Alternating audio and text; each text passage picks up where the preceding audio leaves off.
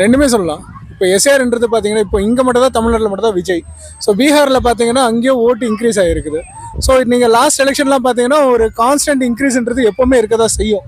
So Vijay வந்தார்னா அவருக்கு பாவம், அவரை இது பண்ணி விட்டுட்டாங்க. அவருக்கு ஒன்றுமே தெரியாது. சினிமாவில் இருந்தாருன்னா பரவாயில்ல, ரொம்ப ஒன்றும் பேர் இருந்திருக்கும். நிறைய அனுபவம் வேணும்ல. இப்போ மு.க. ஸ்டாலின் இருக்கிறாருன்னா அவர் எடுத்த உடனே முதலமைச்சராக இல்லை, அவர் நிறைய ஜெயிலுக்கு போயிருப்பாரு, கட்சிக்கோசரம் நிறைய உழைச்சிருப்பாரு.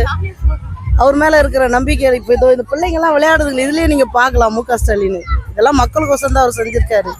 தூரமாக போயிட்டு இங்கே எல்லா பஸ்ஸும் ஃப்ரீ பஸ், அப்போ எல்லாமே ஃப்ரீ பஸ்ஸை விட வேண்டியதானே. ஒரு பஸ் மட்டும் இத்தனை நாள் எலெக்ஷன் நடக்க போகுது அப்போ மட்டும் ஏசி பஸ் விட்டாங்க. அதுக்கு முன்னாடிலாம் ஏசி பஸ் விட்டுருக்க வேண்டியதானே. அவங்க எலெக்ஷன் ஓட்டுக்காக தானே அவங்க ஏசி பஸ் விட்டாங்க.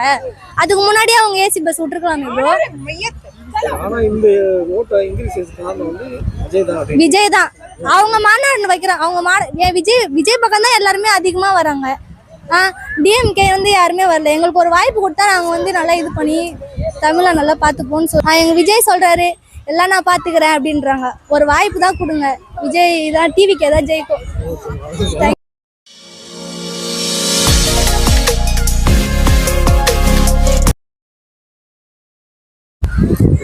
65% தாண்டி இப்போ 80 தாண்டி போயிட்டு இருக்கு. 90 ஆர்கேனர்லாம் பார்த்தீங்கன்னா 95 வந்துச்சு. ஓகே, என்ன காரணம்? யங்ஸ்டர்ஸ் பண்ணியிருப்பாங்க நினைக்கிறீங்களா இல்லை எஸ்ஆர்? இல்லை, இது மெயினாக பெர்சன்டேஜ் வைஸ் பார்க்கக்கூடாது. நம்ம எப்படி பார்க்கணுன்னா ஓட்டர்ஸோட நம்பர் ஆஃப் ஓட்டரை வச்சு தான் செக் பண்ணணும். இப்போ அப்படி பார்க்கும்போது எஸ்ஆர்னால தான் இது இன்க்ரீஸ் ஆயிடுச்சு அப்படின்னு நான் நினைக்கிறேன். என்பதுனா லாஸ்ட் டைம் நம்ம இருந்ததை விட இப்போ நிறைய நம்பர் ஆஃப் ஓட்டர்ஸ் ரெடியூஸ் பண்ணியிருக்காங்க. அதனால நம்ம பெர்சன்டேஜ் வைஸ் செக் பண்ணும்போது இது அதிகமாக தெரியுது. அதான் லாஸ்ட் ஜெயலலிதா அம்மாவும் கலைஞருக்கும் ஒரு டஃப் வரும்போது 70 தாண்டி யாருமே ஃபோன் பண்ணவே இல்லை. இல்லை, அது நீங்கள் பெர்சன்டேஜ் தானே சொல்கிறீங்க. நீங்கள் நம்பர் ஆஃப் ஓட்டர்ஸ் பார்த்தீங்கன்னா இதுதான் ஈவனாக தான் இருக்கும் எல்லாமே பார்த்தீங்கன்னா. ஸோ ஒரு 5000லேருந்து 10,000 ஓட்டர் கொஞ்சம் முன்ன பின்ன இருக்கும். அது இப்போ உள்ள விஜய் வந்ததுனால ஒரு யங்ஸ்டர்ஸோட ஓட்டர்ஸ் இன்க்ரீஸ் ஆனது மாதிரி இருக்கலாம். எல்லாரும் கான்ஃபிடென்ட்டாக தான் சொல்கிறாங்க. இப்படி ஒரு விளையாட்டு நடந்ததுனால எல்லாமே காரணம் விஜய் தான் வந்ததுனால தான். இல்லை, விஜய்னால அந்த அளவுக்கு தாக்கம் இருக்காது. ஒரு 5% 10% வேணால் அதை நம்ம சொல்லலாம். பட் ஃபுல் அண்ட் ஃபுல்லாக விஜயை நம்ம இது பண்ண முடியாது. உங்களுக்கு ஏதாவது ஆட்சி மாற்றம் தோணுது சார், எங்களுக்கு தோணுது கண்டிப்பாக. ஆமாம், இருக்கும். அதாவது நான் கேட்டுறேன். ஓகே, இப்போ ஓட்டு அப்படின்னு பார்த்தீங்கன்னா 65-70% தாண்டது கஷ்டம். யாரும் மார்க்கெட்டிங் போட மாட்டாங்க. ஓகே, 90% வரைக்கும் வந்தது காரணம் என்னன்னா விஜய் தான்றாங்க, எஸ்ஏன்றாங்க. யாரும் ரெண்டுமே சொல்லலாம். இப்போ எஸ்ஆர்ன்றது பார்த்தீங்கன்னா இப்போ இங்கே மட்டும் தான் தமிழ்நாட்டில் மட்டும் தான் விஜய். ஸோ பீகாரில் பார்த்தீங்கன்னா அங்கேயும் ஓட்டு இன்க்ரீஸ் ஆகிருக்குது. ஸோ நீங்கள் லாஸ்ட் எலெக்ஷன்லாம் பார்த்தீங்கன்னா ஒரு கான்ஸ்டன்ட் இன்க்ரீஸ்ன்றது எப்போவுமே இருக்க தான் செய்யும். ஸோ இந்த டைம் பார்த்தீங்கன்னா ரெண்டுமே சொல்லலாம். நம்ம தமிழ்நாட்டில் நடந்ததுக்கு விஜயும் ஒரு ரீசனாக இருக்கலாம். ஏன்னா யங்ஸ்டர்ஸ் கொஞ்சம் அதிகமாக ஓட் போட ட்ரை பண்ணியிருக்காங்க. அதுக்கப்புறம் பார்த்தீங்கன்னா எஸ்ஐஆரும் இருக்குது. பட் பீகாரில் இன்க்ரீஸ் ஆனதுக்கு ரீசன் எஸ்ஐஆர் தான். என்ன சொல்றாங்கன்னா அவர்னால தான் இன்க்ரீஸ் ஆச்சு. ஏன்னா பசங்க மெனக்கிட மாட்டாங்க. மெனக்கிட்டது காரணம் விஜய் தான். அதனால தான் ஓட்டு அதிகமாக போலாச்சு. மேபி இருக்கலாம். யங்ஸ்டர்ஸுடைய ஓட்டு அதிகமாக இன்க்ரீஸ் ஆனது காரணம் விஜய் இருக்கலாம். ஏன்னா விஜய் மேலே இருக்கிற ஒரு கிரேஸ்னால. பட் மற்றபடி பார்த்தீங்கன்னா இது டோட்டலாக விஜய்னால மட்டும் கிடையாது. எஸ்ஐஆரோட இன்க்ரீஸும் ப்ளஸ் எவ்ரி எலெக்ஷன்லையும் கான்ஸ்டன்ட்டாக ஒரு இன்க்ரீஸ்ன்றது இருக்கும். ஸோ அந்த இன்க்ரீஸும் இதில் மேண்டேட்டரியாக ஒர்க் ஆகிருக்கு. ஆப்வியஸ்லி ஸ்டாலின் சார் தான் வருவார். யார் வருவாங்க எலெக்ஷன் அப்போ? ஸ்டாலின் தான் வருவார். ஆமாம், உண்மையாக சொல்கிறேன். ஏன்னா பெண்களுக்கு அவர் வந்தாருன்னா 2000 ரூபாய் கிடைக்கும். மறுபடியும் பஸ்ஸில் ஃப்ரீயாக போவோம். இன்னும் நிறைய பெண்களுக்குரிய நன்மைகள்லாம் செய்வாங்க. ஸ்டாலின் வந்தாருன்னா நல்லாயிருக்கும். விஜய் வந்தார்னா அவருக்கு பாவம், அவரை இது பண்ணி விட்டுட்டாங்க. அவருக்கு ஒன்றுமே தெரியாது. சினிமாவில் இருந்தாருன்னா பரவாயில்ல, ரொம்ப ஒன்றும் பேர் இருந்துக்கா. இப்போ இதில் அவருக்கு இருக்கிறதுக்கு சான்ஸ் கூட இல்லாத போயிடுமோ இன்னும் பயமாகுது. அந்த புள்ள நல்ல புள்ள, அந்த புள்ளி திணித்து விட்டாங்க. ஆமாம், ஏன்னா அவருக்கு சினிமால தான் அரசியல் மாதிரி நடிக்க முடியுமே தவிர ரியலே நடிக்க முடியாது. ஆமா, ஏன் சொல்றேன்னா பாவம் அந்த புள்ள, அவ்வளவுதான் சொல்ல முடியும். சார் அவருக்கு அனுபவம் வேணும்ல சார். இல்ல நிறைய அனுபவம் வேணும்ல. பிக்கப் ஆவாரா?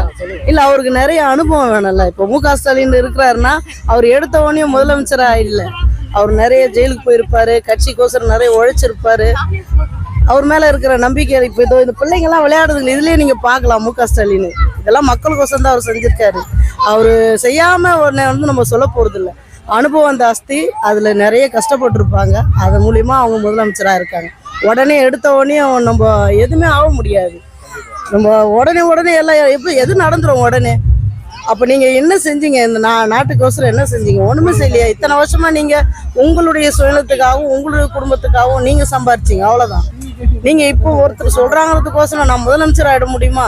சொல்லுங்க பார்க்கலாம். ஒரு பெரிய ஆலமரம் திமுக இருக்கு, அதெல்லாம் சும்மா ஒரு கோடாலி வச்செல்லாம் வெட்டி அப்படி சாச்சிட முடியாது. அதனால இப்போ நாங்களாம் எதிர்பார்த்தோம், ஒரு பெண்களுக்கு வந்து நிறைய பெண்கள், எங்களுக்குன்னு சொல்ல, நிறைய பெண்களுக்கு ஒரு 1000 ரூபாய் கொடுக்கறதுக்கு கூட ஆள் கிடையாது. ஒருத்தர் சொல்றாங்க அந்த 1000 ரூபாயில நீ என்ன பண்ணிட முடியும்? அந்த 1000 ரூபாய் பெரிய விஷயம், ரொம்ப பெரிய விஷயம். அதே மாதிரி வேலைக்கு நான் பார்த்த வரைக்கும் நிறைய பெண்கள்லாம் வந்து வீட்டில் தான் இருந்தாங்க.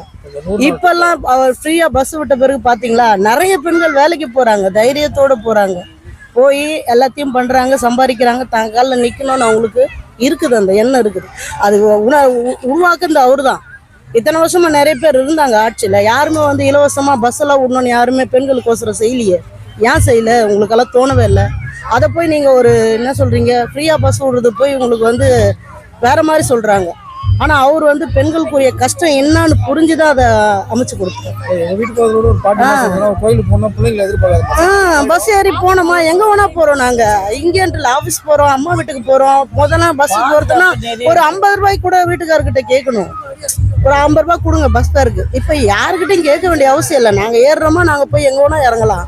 அந்த ஃப்ரீனஸ் எங்களுக்கு இருக்கு. நிம்மதியா வேலைக்கு போறோம், நிம்மதியா வரோம்.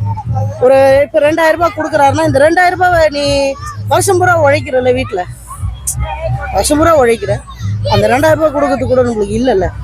ஆனால் அந்த 2000 ரூபாய் அவர் கொடுத்தாரு, அது ஒரு பெரிய விஷயம் தானே.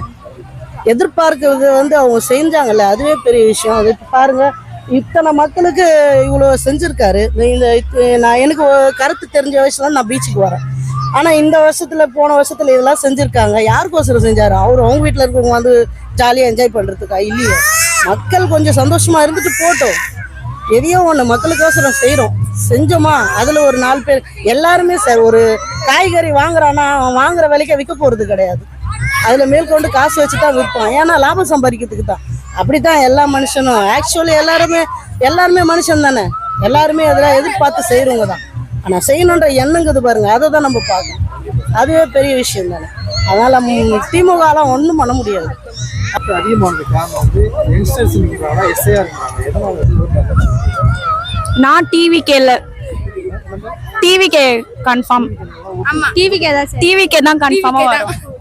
என்ன இப்போ அவருக்கு வந்து ஸ்டாலின் ஒரு கருத்து சொன்னாங்க, விஜய் வந்தா என்ன செய்வாங்க? விஜய் வந்தா வரோம். இப்ப நீங்க தான் வாய்ப்பு கொடுக்கணும். இப்பதானே வரோம். ஜெயலலிதா அம்மா வந்து அவங்களும் இப்ப வந்து விஜய் ஆக்டர்ன்றாங்க. அதனால விஜய் வந்து ஆக்டர்னால எதுவும் பண்ண மாட்டாரு, அவருக்கு என்ன தெரியும் அரசியலை பத்தி அப்படின்றாங்க. அதே ஜெயலலிதா அம்மாவும் ஒரு ஆக்டர் தான். அவங்க வந்து நாட்டுக்கு நல்லது செய்யலையா? எல்லாருமே ஆக்டர் தான், அவங்க நல்லது செய்யலையா? அப்போ வந்து இப்போ வந்து விஜய் வந்து எதுவும் பண்ண மாட்டாரு அப்படின்றீங்க. என்ன காரணம் அப்படின்னு சொல்லிட்டா, இப்போ எம்ஜிஆர் வந்தார் அப்படின்னா அண்ணா அப்படின்றது அரசியல் கட்சி வந்தார். ஜெயலலிதா வந்து எம்ஜிஆர் அப்படி வந்தனால இவர் யாருக்கிட்டையுமே அந்த ஒரு புரிதல் வேண்டாம். புரிதல் இல்லலாம், அப்படி இல்லை. நான் சொல்றது அவங்க வந்து ஏதோ அரசியல் பத்தி அவங்க தெரியாம தான் வந்தாங்க. அவங்க வந்து தெரியாம தான் வந்தாங்க. இவங்களும் இப்ப வந்து நாட்டுக்கு எதுவும் நல்லது செய்யல அப்படி. சரி, டிஎம்கே என்ன செஞ்சாங்க சொல்லுங்க? எல்லாமே விஜய் சார் அவ்வளவு வாக்குறுதியா சொல்லிருக்காங்க, நாங்க வந்தா பெண்களுக்கு பாதுகாப்பு, அவர் தான் கன்ஃபார்மா வருவாரு. விட்டாங்கன்னா அவங்க சொல்றாங்க ஃப்ரீ பஸ் விட்டன்றாங்க. சென்னைக்கு மட்டும் தானே அது மாநகராட்சி அப்படின்னு, சென்னைக்கு மட்டும் தானே இது பண்ணாங்க. ஏன் வெளியூர்ல எல்லாம் உள்ளாமே ஃப்ரீ பஸ்? தூரமா போயிட்டு இங்க வந்து எல்லா பஸ்ஸும் ஃப்ரீ பஸ். அப்ப எல்லாமே ஃப்ரீ பஸ் விட வேண்டியதானே, ஒரு பஸ் மட்டும். இத்தனை நாள் எலெக்ஷன் நடக்க போகுது அப்போ மட்டும் வந்து ஏசி பஸ் விட்டாங்க. அதுக்கு முன்னாடி எல்லாம் ஏசி பஸ் விட்டுருக்க வேண்டியதானே. அவங்க எலெக்ஷன் வந்து ஓட்டுக்காக தானே அவங்க வந்து ஏசி பஸ் விட்டாங்க. அதுக்கு முன்னாடியே அவங்க ஏசி பஸ் விட்டுருக்கலாமே ப்ரோ. விஜய் தான். அவங்க மாநாடு வைக்கிறாங்க. அவங்க விஜய் பக்கம் தான் எல்லாருமே அதிகமா வராங்க. டிஎம்கே வந்து யாருமே வரல. எங்களுக்கு ஒரு வாய்ப்பு கொடுத்தா நாங்க வந்து நல்லா இது பண்ணி தமிழை நல்லா பார்த்துப்போன்னு சொல்லி விஜய் தான் வரணும் அப்படி சொல்லி எங்கள் கருத்து. விஜய் தான் வரணும். ஆமாம், எதிர்பார்க்குறோம் இல்லை, விஜய் தான் வருவார். ஏன்னா டிஎம்கே வந்து ஒன்றும் பண்ணல. அன்னைக்கு நாங்கள் பார்க்குறோம், இது ஒரு எலெக்ஷன் வரதுக்கு முன்னாடி போன மாதம் நாங்கள் பீச்சுக்கு வந்தோம். கலைஞர் இதுக்கு மட்டும் லைட் போட்டிருக்காங்க. அவங்களும் ஆட்சியில் இருந்தாங்க தானே, அவங்க அப்பா சொல்லிட்டு அவங்க வந்து லைட் போடுறாங்களா? ஜெயலலிதா அம்மா அந்த சமாதியில் லைட் போடல, அவங்களுக்கு மட்டும் தான் லைட் போட்டுக்கிறாங்க. அவங்க அப்பா அப்படி சொல்லிட்டு ஃபுல்லாக கட்சியில் இருக்கிறாங்க. இவங்களும் முன்னாடி இருந்தாங்க, அப்போ அவங்களுக்கும் லைட் போட்டு எப்படி இருக்கணும், அவங்களுக்கு எப்படி செய்கிறாங்களோ அது மாதிரி இவங்களுக்கு செய்யணும். அப்போ அவங்க அந்த மரியாதை இது பண்ணலையே, அவங்க அதுவும் பண்ணியிருக்கணும். அவங்க பண்ணல, ஏன் பண்ணல அவங்க சொல்லுங்க? பாகுபாடு அது பண்ணணும்ல. அவங்க ஒரு மரியாதைக்காக வச்சு பண்ணணும்ல. அவங்க அப்பாவுக்கு போடுறாங்க, இவங்களுக்கு பண்ணலையே அவங்க.